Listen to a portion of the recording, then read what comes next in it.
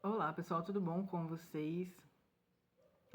Vou começar a gravar alguns vídeos agora sobre a intersecção entre as hipóteses, né, do Girard, a hipótese mimética, também chamada agora, né, de teoria mimética, e a espiritualidade, né? Já tinha gravado um vídeo desse e agora eu vou tentar fazer uma série sobre sofrimento e sobre como sair do sofrimento, né?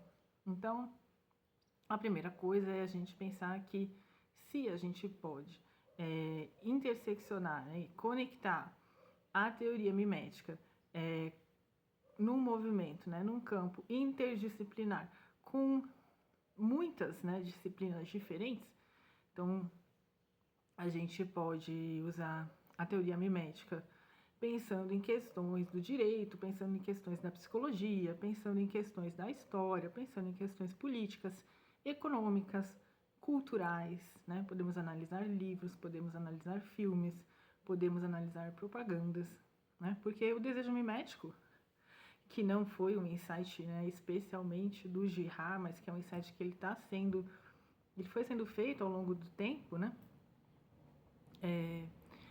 O, o desejo mimético, né, e essas questões todas, essas ferramentas todas, na verdade, que a teoria mimética traz, principalmente na conexão, né, na ligação dela com o texto bíblico, né, ela...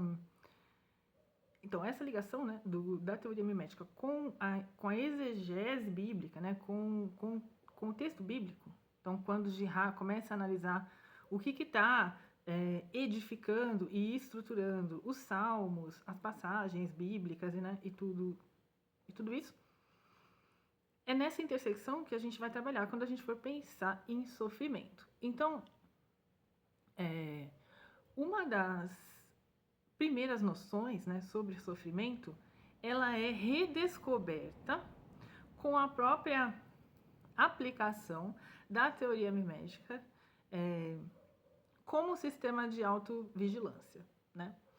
Então, cada vez que eu reparo que eu estou sentindo inveja, ranço, né, ressentimento, raiva, ódio, ciúme de alguém, quando eu reconheço, nossa, eu estou com ciúme de fulano, eu estou com inveja de fulano, eu estou criando uma narrativa na minha mente em que eu sou moralmente superior ao meu modelo, né? Porque, como eu expliquei, a gente e quem já leu qualquer livro do Dostoiévski, né, sabe muito bem que ele e o Shakespeare foram autores que levaram a descrição desse calabouço, né, dessa zona sombria, né, que a gente tem de sentimentos negativos que a gente alimenta em relação a outras pessoas, né?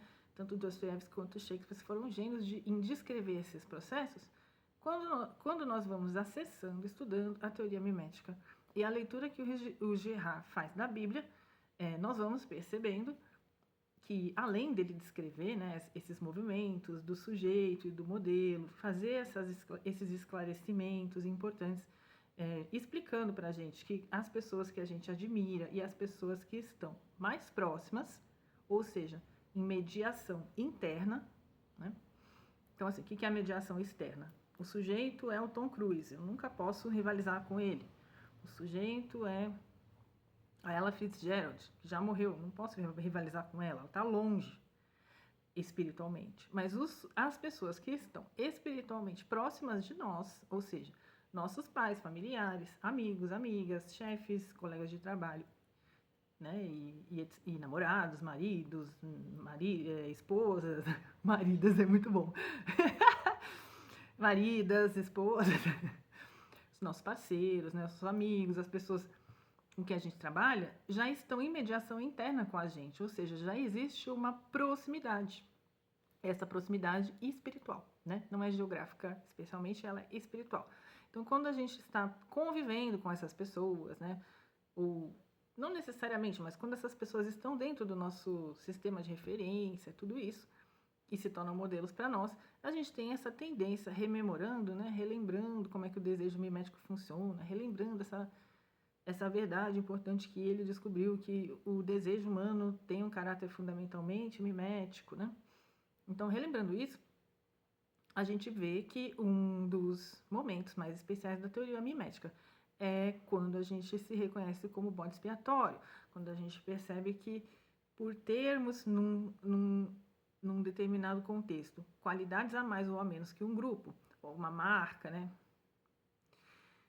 Ou acabamos de chegar no grupo, ou viemos de outra cidade, né? Enfim, temos ali qualidades ou alguma marca que pode ser estigmatizada, né? O que acontece? Esse grupo ele vai fazer uma leitura ali de quem são esses elementos desse grupo, quem é o elo mais fraco aqui, é fulano. E aí, quando esse grupo tiver brigas, tiver discussões, esse fulano vai ser um alvo, né? Um alvo mais fácil. Porque, como o Girard mostra, né, explica por que os bodes expiatórios eram adolescentes, solteiros, crianças, escravos, prisioneiros de guerra, né, ou ex-escravos. Por quê? Ou o rei? Porque eram todas pessoas que, de certa forma, possuíam um vínculo frágil com a comunidade a qual eles pertenciam. Mendigos, né? Lembra do caso lá de Éfeso, né? Então, assim, esse caso eu já expliquei nos outros vídeos, né? Não vou ficar também paranoica de explicar tudo. Então, assim, a gente se emociona, se impacta, né, muito quando a gente percebe, né, se reconhece na figura do bode expiatório. Quando a gente percebe, nossa, é mesmo, aquele dia na escola todo mundo foi contra mim, naquele curso que eu fiz, sei lá, efeito estigmatizado, ou aquele professor, ou aquela autoridade me humilhou sem necessidade. Então, quando a gente percebe essas hostilidades, né, grupais, né, contra nós, ou de autoridades contra nós, muitas vezes a gente consegue perceber que o que estava acontecendo ali era um linchamento simbólico, era uma expulsão do grupo, né, daquele sistema, porque no jogo ali das dinâmicas, as nossas qualidades incomodaram, ou o que poderia ser usado contra nós como fraqueza, né, ou como fragilidade, que não necessariamente mas foi usado, né? Então,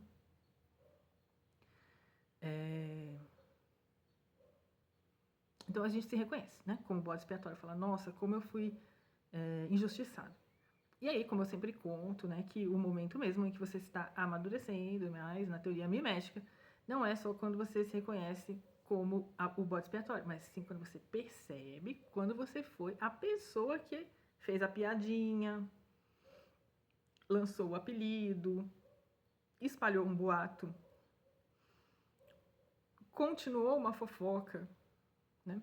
Então, ou seja, acusou alguém injustamente, aí começou a conspirar contra essa pessoa, sem o menor motivo, né? Sem o menor motivo, assim, sem o menor motivo real, né? Factual, mas sempre tem um motivo psicológico, né? Motivo da tua pira de fazer isso com uma pessoa inocente, né? Vamos olhar para os nossos calabouços. Então, quando a gente está, né, no segundo momento mais maduro da teoria mimética, a gente percebe que nós temos muito a tendência, por mais que a gente queira só se identificar com o bode expiatório, né? Porque a gente sofre, né? Claro que a gente sofreu momentos de exclusão, eu já sofri cada coisa. Só que dá um pouco de... Eu até tinha gravado ontem um vídeo, mas eu apaguei, né? Porque eu fui muito... Eu acho que ontem eu estava fora de mim e eu fui muito pessoal no vídeo, né? Mas talvez seja esse o caminho, né? Mas enfim, achei que o vídeo não tinha também muita lógica, não estava muito bem amarrado, eu acabei pagando. Mas assim, vamos continuar o pensamento. Então, a gente aprende a teoria mimética, a gente conhece o pensamento do René Girard e a gente percebe que ele dialoga muito no primeiro livro dele com a literatura e com alguns teóricos. A gente não vou ficar nas minúcias. Então, no Mentira Romântica, a Verdade Romanesca, de 1961, primeiro livro do Girard, ele dialoga muito com a literatura, mostrando a genialidade dos escritores de perceberem essas dinâmicas, né, de rivalidade, de inveja, de competição, essas dinâmicas entre sujeitos e modelos que acontecem, porque eles começam a desejar os mesmos objetos, muito tendo em vista esse caráter mimético do desejo humano, né? Então, a gente conhece o Girard ali, o Girard como um grande pensador da literatura. Se teve uma pessoa que explicou o que é um grande escritor, essa pessoa, esse teórico, foi o Gerard, né? Porque ele mostrou o que a boa literatura faz, né? Por que a gente se apaixona por o que é essa boa literatura? Claro que isso é muito questionável, claro que isso não é o único critério de uma boa literatura, mas quando a gente pensa nesses cânones que foram estabelecidos, né, e nesses livros que impactaram muito a nossa consciência, muitos desses livros, eles impactaram muito a nossa consciência porque eles trouxeram para a nossa consciência esses conflitos. E isso impacta muita gente emocionalmente, né? Esses conflitos, esses triângulos amorosos, né? Essas dinâmicas de rivalidade, de admiração, né? Bom, e eu ainda vou dar um curso sobre o Mentira Romântica e a Verdade Romanesca, né? Que acredito que é o melhor livro do Girard. Apesar do Coisas Ocultas ser incrível, ou do Violência Sagrada ser incrível, do Eu Via Satanás Cair como um Relâmpago ser um dos livros assim mais impactantes, né? Mais explicativos da exegese bíblica que eu já vi, né? E com uma simplicidade, né? Mas, apesar de tudo isso, né, de todas essas qualidades, de todos esses outros livros, né, incríveis que ele escreveu, para mim, o Mentira Romântica é o melhor livro dele. Mas, enfim, parênteses. Mentira Romântica, a Verdade Romanesca, ele dialoga com a literatura. No Violência Sagrada, ele dialoga com a antropologia, com a sociologia, muito mais com a antropologia, né, com a antropologia. E com Freud e tal. E no Coisas Ocultas, que é um livro mais, assim, mais uma entrevista muito longa, né, muito profunda com ele. Ele vai dialogar com a psicanálise, com a psicologia, e com os estudos bíblicos, né? Então, assim, a gente vê que essa trajetória dele, que começa com a literatura, né? Ela volta, né? Ela dá uma volta, então, assim, a literatura da qual que ele comenta, né? Tem ali uma faixa de tempo. Depois ele volta, né? Como se ele volta, ele fala assim, não, mas espera aí, vamos ver as primeiras comunidades, como será que elas surgiram, como é que será que esse desejo mimético atuou nessas primeiras comunidades arcaicas, ainda sem estado formalizado. Ele vai, analisa isso, analisa as visões e os estudos, né, de antropólogos. Muito interessante esse livro, né? E depois ele vai para a psicanálise, para a exegese bíblica. Então, a gente está falando agora dessa intersecção do Girard com os estudos bíblicos, né? Que aparece aparece em livros como Coisas Ocultas, desde a fundação do mundo. Tem muito material ali sobre essa conexão entre a teoria mimética e a espiritualidade, a exegese bíblica. E também no livro Eu Via Satanás Cair como um Relâmpago, que é o livro que eu li aqui, né, e fui comentando com vocês. E também A Rota Antiga dos Homens Perversos, que eu acho que é dele também, que está lá na minha casa, enfim. Então, esses são os livros que eu lembro que tem muita interseccionalidade entre muito cruzamento, né? Muita relação entre a teoria mimética e a espiritualidade. E aqui, a gente pensando em sofrimento, então, pensando em sofrimento, na nossa consciência sobre o sofrimento, a gente tem, acessando a teoria mimética, uma primeira consciência sobre como a gente passou por vários períodos em que a gente foi selecionado, escolhido como vítima, excluído de um grupo, né, linchado simbolicamente, ganhamos apelidos, sofremos, né, os nossos bullying mais ou menos graves, né? Só quem passou que sabe, né? Como é que foi isso para a pessoa, né? E aí a gente tem esse segundo momento de maior maturidade que a gente começa a perceber, nossa, mas eu também já fui a pessoa que deu um apelido, eu também já fui a pessoa que não disse nada e não defendeu nenhum inocente, eu também já fui a pessoa que distratou alguém, que perseguiu alguém, né? Quando a gente não consegue se reconhecer como perseguidor, a gente precisa fazer um esforço atento de observar o que nos incomoda. Porque o que nos incomoda vai ser muito precioso para ajudar a gente a entender como que essa dinâmica de um pensamento que se quer se reconhecer como moralmente superior o tempo todo atua. Porque, afinal, é isso, né? A gente está falando, na teoria mimética, de reconhecer o nosso próprio orgulho. Porque, assim, o que faz você ter ressentimento. Orgulho. O que faz você ter ciúme? Orgulho. O que faz você querer ser outra pessoa que não seja você? Orgulho, vaidade, né? Esse drama de você não se gostar, todas essas projeções negativas e positivas que você vai fazendo sobre a pessoa que você admira, essas piras, né? Então, assim, vamos pensar sobre o que nos incomoda. Então, vamos pensar assim, em exemplos banais primeiro, né? Estou dirigindo meu carro e sou fechada pela direita. Pesadelo do meu pai. Eu lembro quando eu era criança de ouvir muito isso dentro do carro. Ele me fechou pela direita. Então, imagina que a gente está num trânsito e uma pessoa fecha a gente, né? Entra na frente do nosso carro de forma imprudente. Qual que é o nosso primeiro pensamento? Raiva, frustração, susto. Quem é essa pessoa? O que ela pensa que é? Quem ela acha que está fazendo? Que pessoa irresponsável no trânsito? Vamos supor que esse carro na sua frente pare, fazendo você ter que parar também, né? Aí você desce do carro. Quando você chega no carro, a pessoa está passando mal, né? Tudo que você pensou daquela pessoa, sobre ela ser incapaz,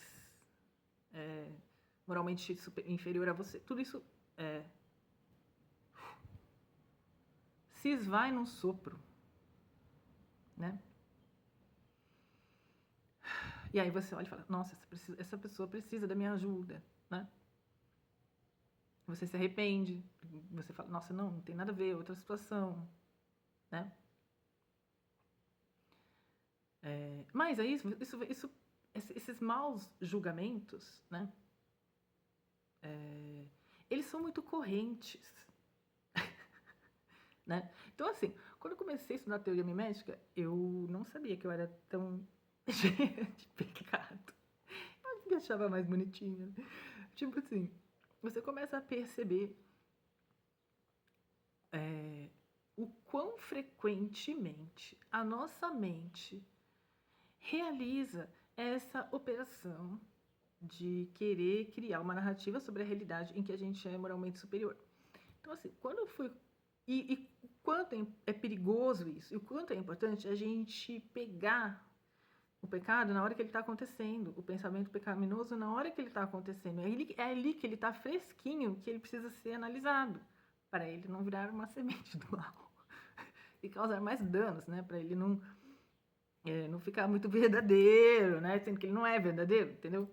Então, assim, por exemplo, né? Eu vou dar um exemplo que quando eu pensei em gravar esse vídeo, eu acho que foi tão bom. Um exemplo que a Flávia Melissa já deu, né? A grande Flávia Melissa é uma psicóloga, né? Muito interessante na internet. E a Flávia Melissa, uma vez, ela contou a seguinte história. Havia um homem dentro do metrô com algumas crianças. E as crianças brincavam e começaram a fazer uma certa algazarrinha de criança. Né? Deviam ter uns 7, 8 anos, sei lá. Estavam lá fazendo algazarra de criança no metrô e uma mulher ficou muito incomodada. Essa mulher que ficou incomodada, ela falou meio que assim pro ar, nossa, como é difícil, né, as pessoas terem educação hoje em dia, algo nesse sentido. Ao que o marido responde, né, o homem lá responde, né, olha, senhora, eu sinto muito que a senhora esteja incomodada. Eu estou muito feliz que essas crianças estão fazendo essa algazarra, porque nós acabamos de sair do hospital e a mãe deles está muito doente, então agora que eles estão brincando, eu estou muito feliz, né, que eles estão conseguindo ter esse momento. Acho que a história era assim. Então, assim, o que é esse arrependimento que ela sentiu? Esse arrependimento é o que o James Ellison fala, the joy of being wrong, né? Esse é aquele arrependimento feliz, assim, seria muito feliz se ela conseguisse fazer essa leitura, né? Então vamos supor que essa mulher tivesse lido um livro do Girard, ela tivesse feito esse comentário julgamentoso. Nessa hora, talvez ela pudesse ter pensado, nossa, eu agi como os acusadores de Jesus. Eu agi como quem queria jogar pedra na mulher adúltera. Né? Eu estava do outro lado, não estava do lado de Deus nessa hora. Eu estava acusando. Acusando quem? As crianças e o pai, principalmente o pai das crianças, de algo ruim que, na verdade, nem estava acontecendo, né? Então, assim, é preciso que a gente tenha, se a gente quiser, né? Claro, cada um no seu, cada um na sua pira, né? Mas, assim, pensando que nós estamos buscando aqui refletir sobre como que a tecnologia religiosa nos ajuda na nossa vida, no nosso bem-estar, né? Vamos chamar assim, de tecnologia religiosa. Então, o Girard criou uma teoria que traz ferramentas de uma tecnologia religiosa de interpretação e exegese bíblica, que nos ajuda a refrear os nossos instintos violentos e os nossos instintos de competir com os nossos modelos. Eu sempre falo, hoje eu não estou com o livro, né, porque eu tô em viagem, mas assim... eu sempre falo, já falei 1000 vezes, né, mais da introdução do Mentira Romântica, Verdade Romanesca, e daquele trecho em que o João César de Castro Rocha, com uma mente brilhante, né, e ele é muito bom com sínteses também. Eu sou muito prolixa, né? Eu admiro esse poder da síntese que ele tem. Isso é muito bonito, né? Porque quando a gente está, às vezes, lidando com assuntos muito cabulosos e você consegue criar um texto mais simples, né? Isso é muito cativante, né? Um texto mais enxuto, um texto mais enxugado, né? Mais sintético, mais simples, mais direto. O próprio Girard, ele era bem simples, né? Se a gente for pensar nas coisas que ele descobriu, em como ele contou essas coisas, é muito simples, né? Dá para entender depois de um tempo, né? Dá para entender muito bem o que ele está falando, porque a gente relaciona muito com a nossa vida. Então, nessa passagem, na introdução do Mentira Romântica, Verdade Romanesca, o João César faz essa distinção de que não é preciso ser um cristão, ser um católico, ser devoto, acreditar em Deus ou Jesus, para entender a validade e o valor, né? A importância da teoria mimética. Por quê? Ela está ensinando a gente a recuar, né? A não jogar essa pedra, né? Então, cada vez que a gente consegue pegar o nosso pensamento no pulo e perceber que a gente está tendo um pensamento de rivalidade, né? Ou de tentar desautorizar, humilhar, ou ver uma pessoa pior do que ela é, sendo que muito provavelmente não é assim, né? Quando a gente consegue refrear esse instinto, né? Não é instinto, né? Instinto é uma palavra complicada, melhor não falar isso. Mas esse drive, né? Essa fúria, essa voragem de já se antecipar, e já querer estar certo, e já ganhar discussão, e já achar que é moralmente superior a alguém. Quando a gente consegue refrear tudo isso, o ganho de saúde é muito grande. Eu sempre uso essa expressão, relaxar o coração. O James Ellison falou, é uma alegria, the joy of being wrong. Então, cada vez que a gente reconhece que a gente estava perseguindo, maltratando, falando mal de alguém que não merecia, a gente sai desse esquema de perseguição e volta para o esquema de compaixão. Só que a gente faz isso o tempo todo na nossa vida, né? Isso é muito dinâmico. Não é que eu vou chegar uma hora e vou falar, quer dizer, Deus queira, né? O Espírito Santo está aí, o caminho da santidade está aí, mas assim, como a gente ainda não está na santidade, né? Assim, a gente pode estar escolhendo esse caminho, mas como a gente ainda não está assim fortinho nesse caminho, vamos dizer assim, com os nossos músculos de santos lá tinindo, né? Como a gente ainda está meio flácido nesse caminho da santidade, a gente se reconhece e percebe, né? Que, nossa, culpei meu pai por uma responsabilidade que não tem nada a ver com ele, né? Ah, foi meu pai, se meu pai não tivesse... Não, cara, agora é teu B.O. Né? Então, a gente vê muito isso na terapia, né? No processo psicanalítico, processo terapêutico, processo com terapia, com psicólogo, com psicanalista, que é um processo que justamente, né, de você perceber que é mais importante você se concentrar numa autorresponsabilidade do que em culpar o seu pai e sua mãe por tudo que você está vivendo hoje. Porque é impossível que eles sejam culpados por tudo que você está vivendo hoje. Eles podem ter uma conexão, mas existe o seu livre-arbítrio, né?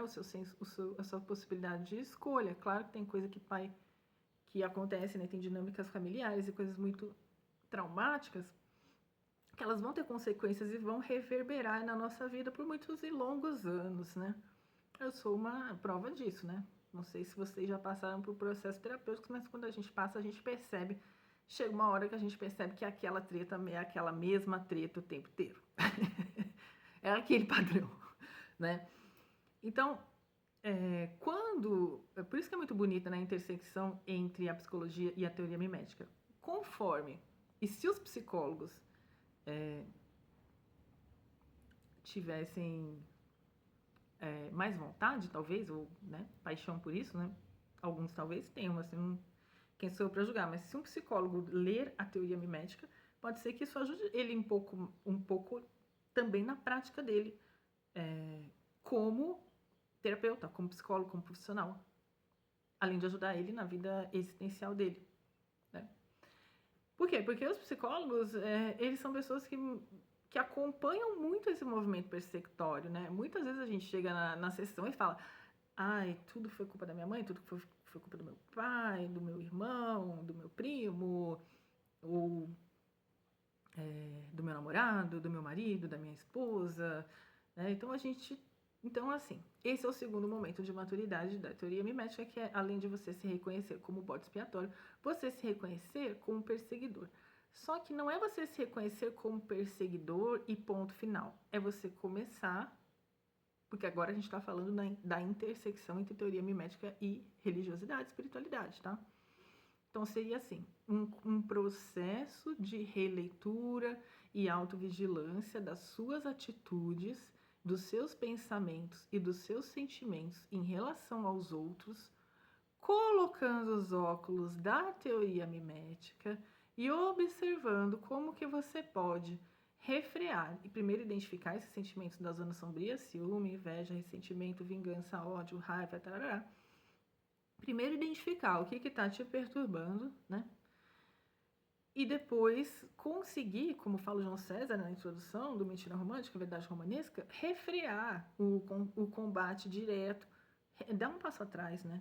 Como diz uma amiga, espera o segundo pensamento, né? Porque o que seria, olha que lindo, né? Porque o que seria o segundo pensamento?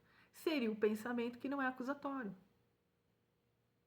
Essa moça, essa minha amiga que ela falou essa frase, né? Olha, espera o segundo pensamento, onde ela estava me dando um conselho, ela não sabe, ela não conhece muito a teoria mimética, mas ela falou uma coisa que é muito, muito mimética, né? Muito gerardiana. Espera o segundo pensamento, né?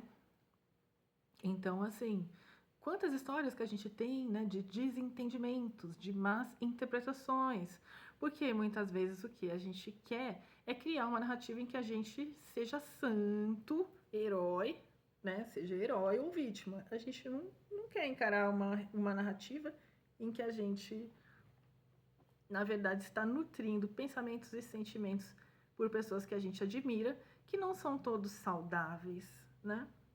A gente não quer reconhecer isso. Mas a libertação e a paz no coração, a graça, ela vem dessa alegria de se reconhecer errado, né? Porque, nossa, quando você sabe o que você está fazendo de errado, você pode mudar e fazer o que é certo. E sentir uma profunda confiança nesse seu segundo pensamento, né? Que seria um pensamento mais de compaixão.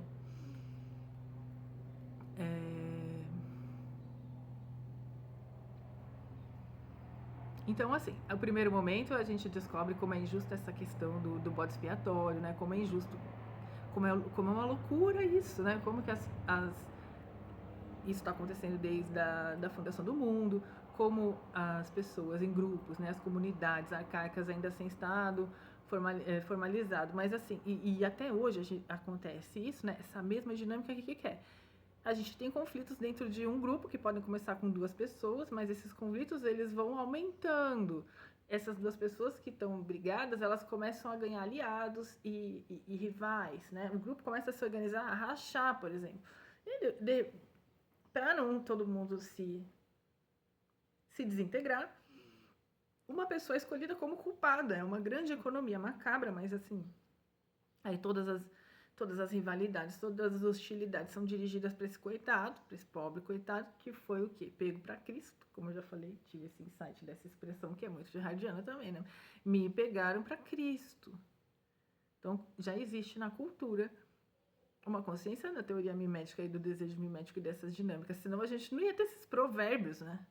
Me pegaram essas expressões, me pegaram para Cristo, imagina, isso é muito, muito jardiano. Então a gente vai percebendo como isso é terrível, depois a gente vai percebendo que a gente pode estar nesse grupo, tanto quanto o bode expiatório, quanto como o perseguidor, né? A gente vai amadurecendo e aí a gente vai criando um sistema de autoobservação dos nossos pensamentos e dos nossos desconfortos, para que esses desconfortos, em vez deles se tornarem conflitos fatais, eles serem refreados, né? Aquele filme, eu já fiz um artigo sobre aquele filme Relatos Selvagens, né? É um filme ótimo que mostra exatamente como que essas rivalidades vão escalando, né? Vale a pena aí para quem não assistir, né? Porque é importante que a gente perceba, né? O Girard, ele fala isso na Violência Sagrada, nesse livro A Violência Sagrada, ele cita um autor que fala assim, acho que era Anthony Thor, não lembro, gente, não sou um computador, mas tá lá no A Violência Sagrada, ele fala sobre, pega esse autor para falar assim, como é fácil começar uma briga e como é difícil apartar, acalmar essa briga, sabe? Isso me lembra muito uma cena, né, daquele filme Clube da Luta, quando o Tyler Durden, ele fala assim pros soldadinhos dele, né? Comecem uma briga na rua. E assim, no começo, você fala, nossa, gente, vai ser muito difícil. Como é que eles vão começar uma briga na rua? E depois você vê que é muito fácil. Aí tem uma cena que é incrivelmente genial, que é quando um cara tá... um dos soldados do Clube da Luta tá... Um dos membros, né, do Clube da Luta tá brincando com uma mangueira. E aí ele joga, acho que a mangueira em alguém. Eu sei que tem uma das cenas lá que é um padre muito puto. Indo atacar essa pessoa. Né? Assim, conseguiu tirar do sério até um padre, né? Eu acho que era isso, gente. Se não me falha a memória, ou vai ver que eu queria essa memória que foi o padre que ficou bravo. Depois eu tenho que ver esse trechinho de novo, né? Mas enfim. É isso, até o padre pode perder a paciência, né? Então assim, a gente percorre esse caminho, a gente tem acesso à teoria mimética, a gente começa a ler os livros do Girard, começa a fazer os estudos, começa a ter uma profunda revisão da nossa vida, né? Começa a entrar quem não está conectado muito, quem não estava muito conectado com o cristianismo. Não tem como você ler a teoria, as obras do Girard, e não, se você ler Eu via Satanás cair como um relâmpago, e você não acha esse livro bonito, eu não sei, velho. Eu não sei. Entendeu? Aí eu não sei. Aí talvez você se conecte, né, com outra egrégora e tá tudo certo. Mas assim, é muito fácil você ler a explicação, né, as leituras que o Girard faz sobre a Bíblia e se apaixonar e falar, nossa, que lindo. Agora eu tô entendendo a beleza do Evangelho. É uma pedagogia antiviolenta de ascensão espiritual. Só que ela não é fácil. E ela tem muitas camadas. Então, vamos lá, a gente começou a acessar a teoria mimética e a gente começou a descobrir como é que funciona a questão do desejo mimético. A gente consegue agora perceber que nós também tiramos e colocamos desse pedestal de admiração nosso pai, nossa mãe, nosso irmão, nossa irmã, nosso primo, nossa prima, nosso chefe, nossos professores, professoras, né? E muitas vezes, quando o nosso modelo está no pedestal, é porque ele está correspondendo às nossas expectativas. E quando o nosso modelo cai do pedestal, cai não, né? É retirado por nós desse pedestal e é jogado assim na lama moral, assim, do pessoal do purgatório, né?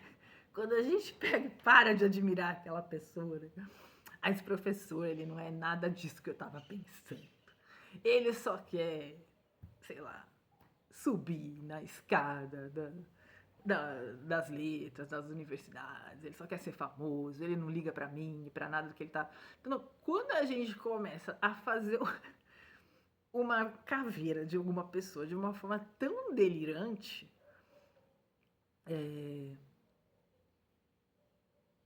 no caso de pessoas comuns, né, que não são psicopatas, né, quando, né, pessoas muito malignas, evidentemente, mas quando a gente começa a fazer isso com qualquer um, com a nossa mãe, com o nosso pai, irmão, irmã, amiga, amigo, namorado, namorada, marido, mulher do ônibus, colega de trabalho, quando a gente começa nessas operações de colocar alguém lá em cima do pedestal e depois tirar, a gente precisa olhar.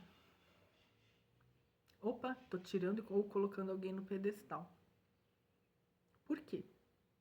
O que essa pessoa tem ou tá me trazendo, ou tá me apresentando, que me fez achar que ela é moralmente, existencialmente, religiosamente, psicologicamente, financeiramente, sei lá. O que essa pessoa me trouxe que me fez achar que ela é superior a mim? Ela já é superior em alguma instância social? Porque sim, né? Muitas vezes a gente admira professores, né? Mestres espirituais, pessoas que já estão marcadamente em alguma instância, pelo menos a gente imagina e torce para que estejam numa instância lá de uma hierarquia, né? Superior, mais experientes que nós.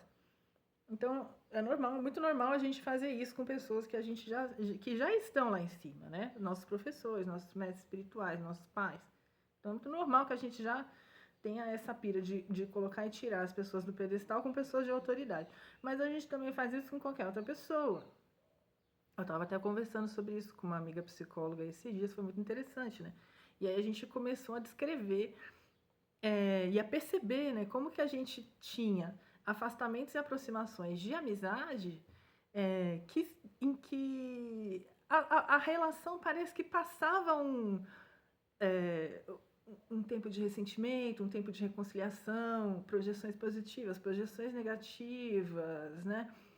E a questão é que é a gente conseguir avaliar e desmontar, como se fosse uma bomba que vai explodir na nossa cara, né?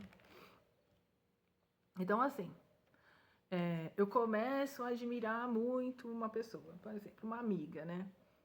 E aí eu fico querendo que essa pessoa também me admire o tanto quanto eu admiro ela. E aí eu fico avaliando se as atitudes dela espelham essa admiração dela por mim. Você vê que a gente fica numa posição de mestre, escravo, de mendigo, né, de let's play master and servant. Não tem uma música assim do Depeche Mode? Então, assim, muitas vezes nós estamos sendo escravos dessas admirações quando elas se tornam muito doentias. E quando elas se tornam muito doentias, quando a gente começa a colocar uma pessoa no pedestal de uma forma que a gente começa a falar tão bem dela, admirar tanto ela, mas criar uma fantasia tão grande sobre a superioridade dela, que ela vira nem uma pessoa, ela não vira mais de carne e osso, ela vira uma entidade, né? Uma divindade ali. Porque a gente criou um ídolo, né? Aí o que acontece? Passa um tempo, a gente começa a querer algo desse ídolo. Né? Então, por exemplo, se é um professor, poxa, eu queria que ele marcasse o plantão de dúvida hoje comigo. Por que ele não me deu 10 no trabalho? Ele falou que corrigiu que aquilo estava errado, mas eu não acho que estava errado. Às vezes tem abuso, né, gente, de abuso, erro, né? Os professores são seres humanos como nós, mas normalmente existe a nossa pira. Porque assim, nessas figuras de autoridade a gente quer achar que. A gente quer que muitas vezes, né, que essas relações sejam. Muitas vezes, quando a gente admira muito alguém, né, por exemplo, um professor, a gente quer a mesma admiração, às vezes, né, a gente quer ali uma aprovação, que às vezes é do nosso pai, da nossa mãe que a gente não teve, e ó, eras passadas, né, uma validação ali daquele modelo. Que muitas vezes é fantasiosa, às vezes não, né? Mas muitas vezes né? Porque o que você quer fazer, será que o que você acha que tem mais sentido na sua vida precisa de aprovação de alguém que não seja Deus? Quem além de Deus precisa aprovar o que você quer fazer, né? Só que nessas dinâmicas de modelo, de objeto, de sujeito, muitas vezes a gente se perde em delírios projetivos. E assim,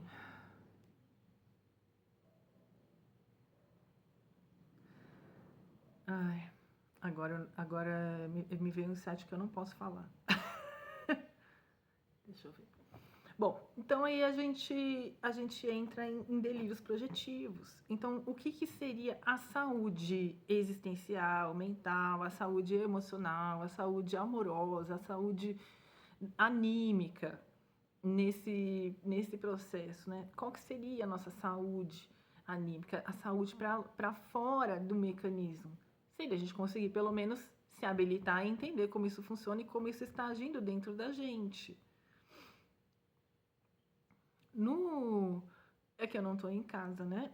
Mas assim, eu já deixo essa sugestão só para quem quer se aprofundar. No livro do James Ellison, que é a tese dele de doutorado, o pecado original à luz da ressurreição, a alegria de reconhecer-se equivocado, das realizações, The Joy of Being Wrong, né? Esse livro é muito interessante, porque ele tem algumas passagens que ele vai explicando como que na infância a gente rivaliza com os nossos pais, não necessariamente porque eles fizeram alguma coisa ruim. Então assim, aí já é o quarto nível, né? Então, como se fosse assim, o primeiro nível da teoria mimética é você perceber o mecanismo do bode expiatório, o desejo mimético, como é que tudo isso funciona, qual seria a saída, né? Você perceber que é refrear a violência.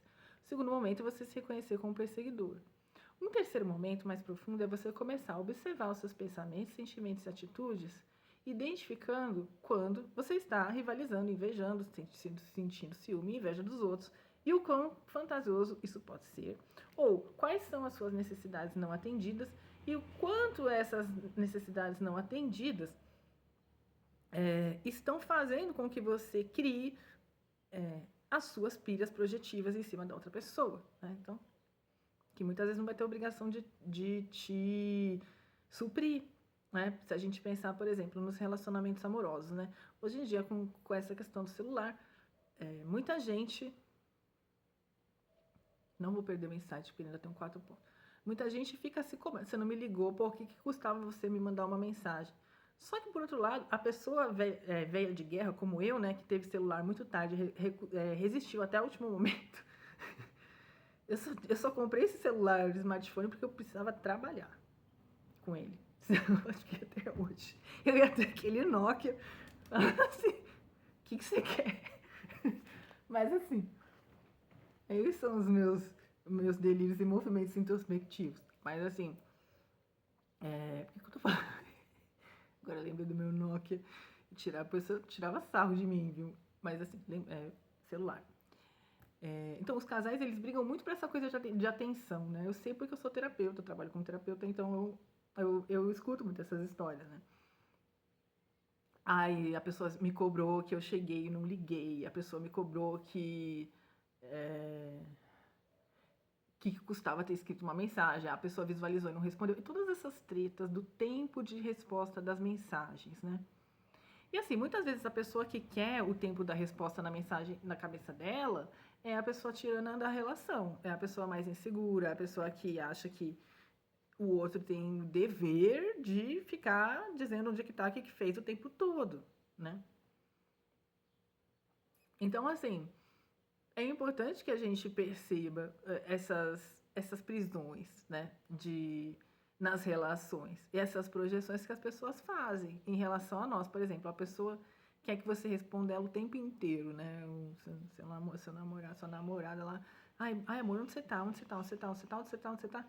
Pô, chega uma hora que você, não, cara, você tem que se trabalhar, vai fazer uma terapia, eu não tô dando conta, né? Você precisa entender, elaborar por que você está com tanta insegurança em relação a mim, porque você não confia em mim. Eu não tenho obrigação e não vou ficar te dando oi o tempo todo. Trabalho, eu tenho meu tempo e eu gosto de não ficar escravo do celular, por exemplo, né? Você poderia pontuar tudo isso para a pessoa.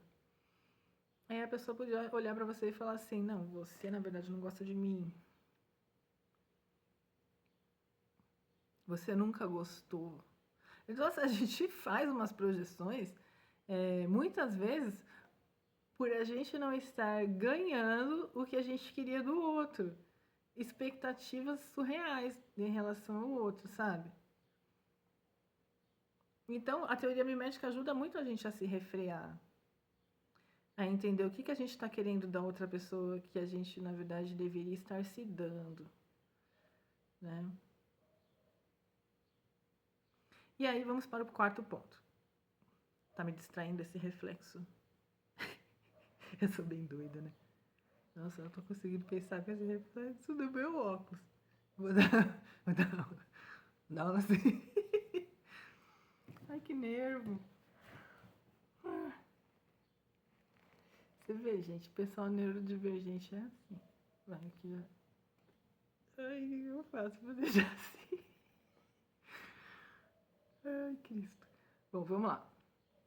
Então, assim, vamos retomar. A gente tem o primeiro momento da teoria mimética, que é entender o desejo mimético. Depois a gente entende o bode expiatório, o mecanismo do bode expiatório. E depois a gente começa a entender como é que isso age na nossa vida. Que quando que a gente foi o bode expiatório das situações, quando todo mundo culpou a gente, quando alguém foi injusto com a gente, quando uma coletividade expulsou a gente, quando a gente foi hostilizado por ser aluno novo, por ser tirar nota alta, tirar nota baixa, o que for, né? Ter um tênis tal. A gente conhece os nossos traumas, né? Só que a gente consegue olhar, depois da teoria mimética, a gente consegue olhar com mais carinho para os nossos traumas, no sentido de que a gente começa a ter uma compreensão maior. Né? Por exemplo, eu já falei isso, né? Quando eu era aluna, eu era CDF pra caramba, eu adorava estudar. E aí, eu mudei de escola, eu tava numa escola que todo mundo me adorava, eu era assim, ai, todo mundo querida, sabe? E aí eu fui para uma escola que ninguém me conhecia e comecei nessa escola a tirar muita nota alta. E aí, olha, será que eu fui feliz? Será que deu certo? Vocês me respondam. Aí comecei a ter esse bullying, né?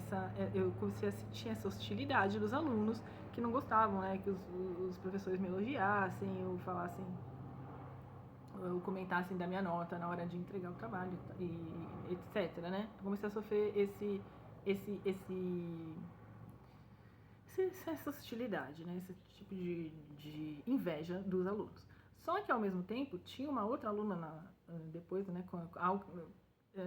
ao longo do caminho, né, até uma coisa super interessante que eu nunca contei também para vocês, que criou-se, né, uma sala na minha escola, né, em certo tempo dessa escola, criou-se uma sala, né, montaram uma sala de aula, né, com os melhores alunos da escola. Eu estava nessa sala. E assim, foi a pior experiência, assim. Porque o que aconteceu? Todos os melhores alunos juntos não falavam nada, ficavam com muito medo do que os outros iam pensar do que eles falavam. Então era um saco! Tinha uma tensão no ar horrorosa, assim. Mas você vê como que é a competitividade, a violência, se a gente tivesse um pouco de... Já pensou se a gente tivesse uma aula de teoria mimética da orientadora educacional esse dia, falando como é ruim a gente rivalizar e como é bom a gente estudar junto, se apoiar? Né? Então, assim, eu sempre falo, né? Pedagogia é uma área que me é muito cara, porque eu devo muito aos professores que eu tive, né? O que eu construí, o que eu sou hoje, né? Assim, o que eu até ter chegado, né? No GIRA e tudo isso. Agora, salve os professores. Mas o que eu tava contando? Aí eu tava nessa sala dos melhores alunos e tal, e era muito horrível. E tinha uma moça lá, uma melhor aluna, que ela era melhor que eu. E ela só tirava 10, gente. Era uma coisa era uma loucura, né? Mesmo assim, a gente acompanhava, ela tirava ou 9 ou 10. Não tinha outra nota pra ela. Mas a maior parte das notas dela, quase todas, eram 10. E eu ficava com raiva dela. Eu tinha raiva, eu tinha inveja. Eu achava ela doida e queria. Eu queria que o professor de matemática me desse a atenção que ele dava pra ela. Sendo que eu era péssima em matemática, né? Então, assim, a gente quer coisas surreais também, né? E aí, então, mas por que é importante falar disso? Porque ao mesmo tempo que eu era o bode expiatório, veja, isso foi no mesmo ambiente, né, na mesma escola. Ao mesmo tempo que nessa escola eu era um bode expiatório porque eu tirava muitas notas boas, quando eu entrei na sala dos bambambãs, essa menina que tirava a melhor nota de todas, de todo mundo, ela nem tinha amigo, ela sentava num canto sozinha, assim, né? E eu era perseguidora dela, nesse sentido, eu achava ela estranha, eu achava ela... Eu tinha raiva dela, percebe? A mesma raiva que os outros tinham de mim quando eu tirava nota boa, eu tinha dessa moça, que também tirava nota boa, só que maior que eu. Então, quando você vai fazendo essas leituras, você vai vendo que a inveja é muito comum, né? Que esses desconfortos que a gente tem são muito comuns, mas que eles podem ir sendo purificados num nível muito profundo, que esse é o quarto nível, que é onde eu quero chegar com vocês, que é o sentido desse vídeo, né? Finalmente consegui fazer uma coisa organizada. Quer dizer, finalmente não, né, gente? Vou deixar a parte esses vídeos que são bem legais. Mas, assim, ontem eu gravei um vídeo que deu errado, né? Então, finalmente, nesse sentido. Então, assim, se o primeiro momento da teoria mimética é você entender os principais conceitos e momentos dela, né? Que são o desejo mimético, o mecanismo do bode expiatório, e como os desdobramentos disso, né? A função da religião e das tecnologias, enfim, né? Aí, da religião nesse sentido, porque quando a religião cristã fala amai a Deus sobre todas as coisas e o próximo como a ti mesmo, é o como a ti mesmo. É sem pedestal. É sem humilhação. É sem achar que você é melhor ou pior do que aquela pessoa. Do que ninguém, na verdade, né?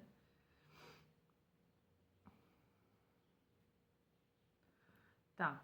Aí a gente vai descobrindo, né, esses insights do Jihai, a gente vai se reconhecendo como um bode expiatório, como um perseguidor, aí a gente começa a ter uma visão muito mais profunda quando a gente se reconhece como perseguidor. Mas aí, esse reconhecimento como perseguidor, ele não pode ser assim, é só uma vez. Porque a gente não é santo. Eu não acredito que você só hostilizou uma pessoa uma vez na sua vida. Não acredito. Você já inventou uns apelidos aí para um povo, nem que seja em pensamento. Deixa eu contar. Eu inventei uma vez um apelido para uma menina. Um apelido maldoso. E era tão gostoso. E ninguém soube, né? Eu nunca contei pra ninguém desse apelido maldoso, mas eu achava ela tão soberba, né? Na minha mente, eu inventei um apelido pra ela de Lady. Mas então, a gente faz essas coisas, né? Isso não seria tão pecaminoso, mas também não é amoroso, né? Mas assim, a gente faz coisa pior, a gente pensa mal dos outros, a gente fala mal dos outros, a gente acha que a gente é superior e a gente tá sempre querendo contar. E esse que é o problema. A gente está sempre se apressando para criar uma narrativa em que a gente é moralmente superior. Quando você entender isso e começar a perceber isso na sua vida, a sua vida vai começar a dar um salto quântico. Primeiro é um salto quântico de bem-estar, né? Porque quando a gente começa a perceber essa forma diabólica de pensar e sentir o mundo e as pessoas, né? Quando a gente começa a perceber como isso funciona e como isso é nocivo, a gente começa a saber desmontar. E aí a inteligência de Deus, ela é muito maluca, né? Porque ela é furiosa, né? O que é a inteligência de Deus, né? Meu Deus do céu. A inteligência de Deus, né? Do universo da vida, a inteligência da espiritualidade maior, eles vão... Eu sei que parece um fetiche, tá, gente? Mas não é um fetiche. Eles vão trazendo desafios maiores, conforme a gente passa alguns desafios espirituais um pouco mais básicos e tal. Aí vão, né? Aí Deus vai fazendo a gente passar desafios um pouco maiores, né? Então, o primeiro sofrimento que a gente precisa, talvez, identificar não é o sofrimento da tragédia, não é o sofrimento de coisas sinistras, horríveis que aconteceram com a gente. Não é o sofrimento de ter sido linchado simbolicamente por um grupo, expulso de um grupo. O pior sofrimento, na verdade, e principal e importante, é esse sofrimento do pecado. É sofrer essa influência do pecado. Esse que é o pior sofrimento. E como que a gente vai identificar o pecado em nós? A partir desses sentimentos de raiva, de ódio, de vingança, de ressentimento, de ciúme, de orgulho e vaidade. Na verdade, esses sentimentos revelam orgulho e vaidade, né? E a gente vai passando por um processo de identificação que é muito pesado, assim, mas é ótimo, né? Mas é muito pesado no sentido da gente falar, nossa, pensei mal de fulano de novo, nossa, me enganei de novo, nossa, de novo eu tô querendo a atenção daquele professor, mas não me basta, sabe assim? De novo eu tô querendo questionar o caráter da minha melhor amiga, do meu melhor amigo, do meu namorado, do meu marido, entende? Nossa, de novo eu tô querendo forçar uma barra numa discussão para dizer que eu sou moralmente superior. De novo eu tô querendo que o padre dê mais atenção para mim do que para outra moça que ele está conversando, sabe?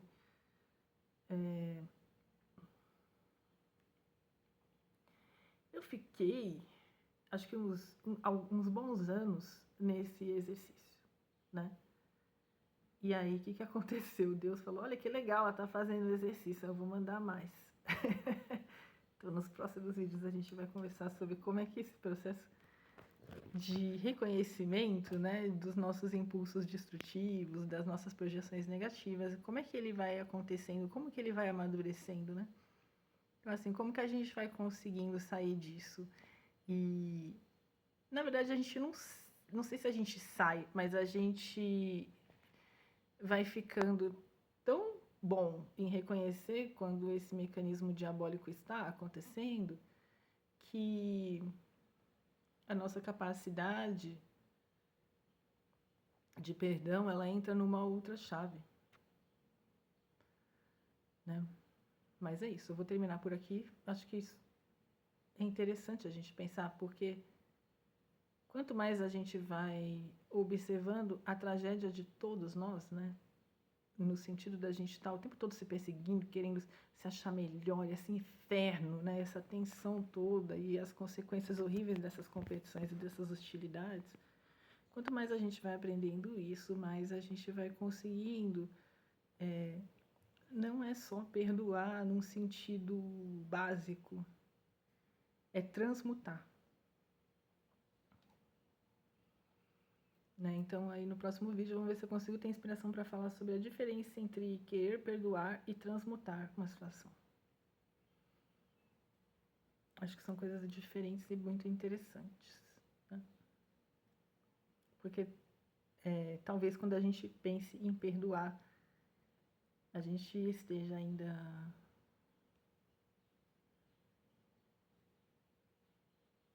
não posso falar. Talvez a gente esteja ainda no enfoque errado. Talvez seja mais interessante transmutar do que perdoar. Tá? Então eu vou deixar essa provocação. Mas para transmutar, a gente precisa se perdoar, né? Precisa perdoar, se perdoar. Acho que perdoar os outros é uma coisa tão complexa, né?